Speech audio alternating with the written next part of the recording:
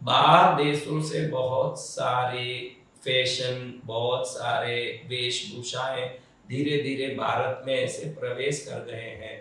हम अपने कपड़ों की जो संस्कार रही है, अपने कपड़ों की जो परंपरा रही है, उससे बहुत दूर होके विदेशी परंपरा को, विदेशी वस्त्र आचरण को अपनाने लग गए हैं। अब देखो तो आदमी औरत सब इतने छोटे कपड़े पहनते हैं, निश्चित ही इससे हमारे देवता या पूर्वज कोई भी प्रसन्न नहीं होते होंगे। हर घर में एक पूजा का छोटा सा स्थान तो है, दो तीन फोटो तो है उसमें, एक दो दिया तो रोज उसमें जलते हैं। लेकिन हम ये नहीं मानते कि ये सुनते भी होंगे देवता, ये देखते भी होंगे। कब वो देखते सुनते हैं? जब हमको दुख आ जाता है, जब हमको तकलीफ आ जाता है, वहां खड़े होके चिल्लाते हैं, प्रार्थना करते हैं, बचा लो, हमारा काम कर दो, हमारे जीवन में वस्तु चाहिए दे दो। ये सब जब हम पुकारते हैं तब हमको लगता है कि सुनते भी हैं न बोलते भी हैं। जब हम जो नहीं करना चाहिए वैसी वेशभूषा, नहीं बोलनी चाहिए ऐसी बोली, नहीं करना चाहिए ऐसा आचरण में जीते हैं, उस समय में हमको याद ही नहीं आता कि देवता बैठे हैं, मैं टीवी में इतने जोर से ये अश्लील गाना सुन रहा हूँ, तो उन देवताओं को कैसे लगता होगा, मेरे पूर्वजों को कैसे लगता होगा। ये बात बिल्कुल किसी को समझ ही नहीं पड़ता। तब तो जोर जोर से गाना चलेंगे, बीड़ी जलाई ले, बीड़ी जलाई ले, बस। अभी सुन के देवताओं के दिल जल जाते होंगे इसके ये बीड़ी जलाने के गाने से। अब उसकी तो इसको कोई चिंता ही नहीं है कि मेरे जीवन में मैं क्या कर रहा हूँ, ये परेशानी ही नहीं है। वो मस्ती में है, अपनी मस्ती में पड़े हैं, और ये मस्ती ही दुख लाती है। हमारे किए कर्म ही बचड़ा बन के हमारे पास पहुंचता है, और वही हमको परेशान करता है। आपको सावधान ये रहना है कि मैं करता क्या हूँ, मैं बोलता क्या हूँ, मैं जीता कैसे हूँ।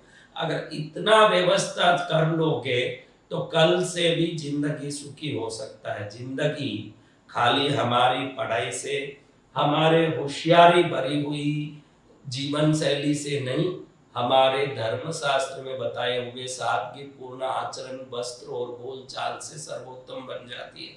अगर आपको भरोसा नहीं हो तो एक बार अपना के देखो। ये छोटे छोटे कपड़ा पहनना छोड़ के, मन में आया जो बोलना छोड़ के, मन में आया जो खाना छोड़ के, एक व्यवस्था के अंदर कुछ दिन जी के देखो। पहले वो व्यवस्था जंजीर की तरह लगेगी जरूर, अरे हमने बाहर का नहीं खाया, अरे हमने मन का नहीं बोला, अरे हमने दिल का नहीं पहना, ऐसे थोड़ा दिन लगेगा। लेकिन ये जो कॉम्पाउंड बना लेते हैं ना लोग अपने घर की, वो कंपाउंड इसलिए नहीं बनाते कि उसमें वो फंसे रह जाए, वो इसलिए बनाते हैं कि उस कंपाउंड के अंदर कोई गाय, कुत्ता, दूसरा जानवर या चोर ना घुस जाए। हम इतने खुले हो गए हैं कि हमारे अनाचार के कारण कई पाप घुस गए हमारे अंदर, और उसी का दुख हम भोगते रहते हैं जीवन भर।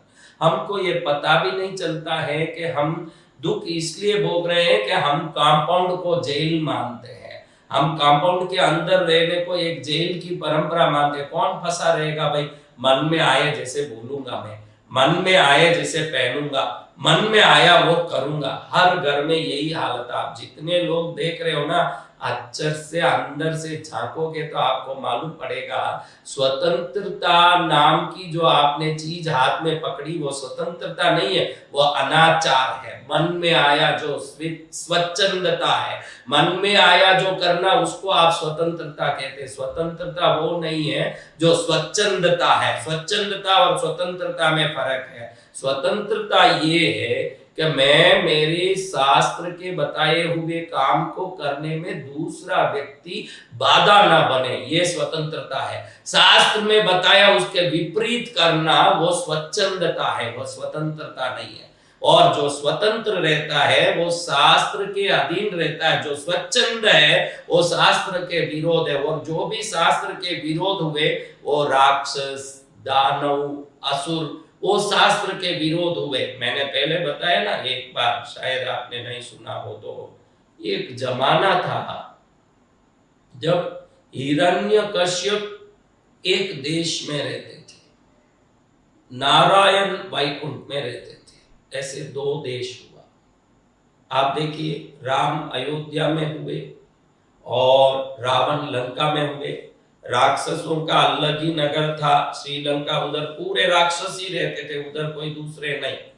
और अयोध्या में सज्जन लोग रहते थे, और सज्जनों का वो क्षेत्र। पहले देश अलग अलग हुआ करता था, एक जमाना था जब देश अलग अलग हुआ करता था। बाद में देखिए, कृष्ण और कंस एक ही स्थान पर हुए, यानी दो व्यक्ति अलग अलग हुए लेकिन स्थान एक ही रहा। फिर पहले स्थान भी अलग होता था, व्यक्ति के गुण अलग अलग स्थान के हिसाब से अलग अलग होते थे। फिर युग बदला, त्रेता युग से द्वापर आया, तो द्वापर आया तो द्वापर में देखिए कृष्ण कहाँ है, वही कंस चाणूर इन सब का मर्दन वही करना पड़ा। वो वही, कंस भी वही ढूंढ रहा है कृष्ण को, कृष्ण भी वही ढूंढ रहे हैं कंस को, एक ही जगह पर राक्षस और देव।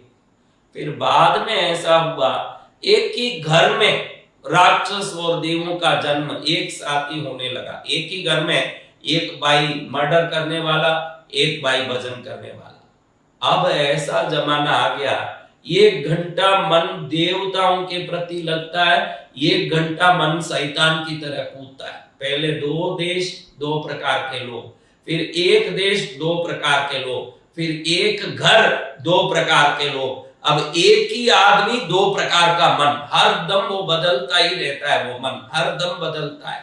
वो मन कभी कहता है अच्छा काम कर ले, दान कर ले, भजन कर ले, तेरा कल्याण होगा। थोड़ी देर बाद वही मन कहता है चलो इसको ठगाने से फायदा होता है, तो ठगने में गलती नहीं है, ठग लो इसको। ऐसे वही मन कहता है। सुबह में जो भगवान बन के जो मन घूम रहा था, थोड़ी देर में शैतान बन के घूमने लगता है। ये आज की दुनिया है। पहले देश अलग, वेश अलग, गुण अलग, फिर देश एक, गुण अलग, फिर घर एक, गुण अलग, अब शरीर एक, गुण अलग। एक ही आदमी में कब दया आएगा, कब क्रोध आएगा, कब उसमें रोना आएगा, कब उसमें विकार आएगा, कुछ नहीं कह सकते। एक ही आदमी में राक्षस, देव, मनुष्य सब मिश्रित है। तो इसमें से श्रेष्ठ को निकालना पड़ेगा, आपको श्रेष्ठ को निकालना पड़ेगा। आपके अंदर आज मिश्रित गुण नहीं हो ऐसा कोई व्यक्ति नहीं है। थोड़ी देर अच्छा लगता है कि दान करें, भक्ति करें, लेकिन 2 घंटा कथा में ज्यादा बैठ जाओ ना, तो आदमी बैठ के ऐसे ऐसे करने लगता है। उसके मन में एक माइंड वॉइस चल रहा है कि महाराज जी कब खत्म करे तो उठो। यही आदमी जब शुरू किए तब बहुत ही अच्छे से राधे कृष्ण कर रहा था, और थोड़ी देर समय बीतते ही वो उससे ऊब गया। अगर तेरी भक्ति निष्ठा पक्की होती तो फिर तो युग बीत जाए तो भी भक्ति से ऊबना नहीं चाहिए था। अब ऊब रहा है, अगर तू भक्ति से ऊब रहा है, भक्ति से बोरिंग हो रहा है, निश्चित भक्ति में भी कई चंचलता है, भक्ति भी अस्थिर है, भक्ति भी खोट है। ये खोट लेके हर व्यक्ति चल रहा है, और ये खोट को अगर सुधारना हो तो अच्छी चीजों में मन को पकड़ के चलना पड़ेगा, और मन को समझाना पड़ेगा कि जहां आनंद आता है वहां फायदा नहीं होता, और जहां फायदा होता है उन चीजों में कभी आनंद नहीं आता। जिस चीजों में हमारी इस जन्म की सफलता है वो कोई चीज कभी आनंद नहीं देगा। वो शुरुआत में आनंद जैसे लगेगा, लेकिन अंत में उससे हमको ऊबना पड़ेगा। लेकिन जो चीजें आनंद देती है उसमें कोई फायदा नहीं होगा। दारू पीने वाले को उसका आनंद, वेश्यावृत्ति वाले को उसका आनंद, और विभिन्न लोगों को जो गलती कर रहे हैं उनको उसका आनंद है, लेकिन उसमें फायदा क्या है बताइए? फायदा करने वाला कोई भी चीज उतना आनंद नहीं करेगा जितना आनंद नुकसान करने वाले चीजों से होता है। नुकसान करने वाले चीजों से बहुत आनंद। आज HIV एड्स पूरे विश्व में फैल के डरा रहा है। HIV एड्स संभोग के द्वारा फैलता है, गलत चीजों के द्वारा सबसे ज्यादा फैलता है। मान सकते हैं कि कभी खून चढ़ाने में गलती से HIV एड्स के कीटाणु आ सकते हैं, वो तो बहुत कम मात्रा में। अधिक से अधिक तो वेश्यावृत्ति में, गलत प्रकार के संभोग में, एक तरफा संभोग में बहुत ज्यादा HIV फैल रहा है। इसमें कितना आनंद आता होगा, तो गंदे लोगों को ढूंढ के लोग जाते होंगे। आप सावधान रहिए। आप कोई भी कदम उठाते हैं तो इसमें सिर्फ आनंद ही है या कोई फायदा भी है, ये सोचना जरूर शुरू कीजिए। फायदा उसी में है जिसको ईश्वर का भजन कहते हैं। शायद पूजा करते समय कई लोग कंटाल जाते हैं, जल्दी पूजा करने की सोचते हैं, जल्दी दीप धूप करके उठने की सोचते हैं, लेकिन उसका फायदा जब अच्छे से समझ में आ जाएगा, उसमें निष्ठा और श्रद्धा भी प्रकट हो जाएगी।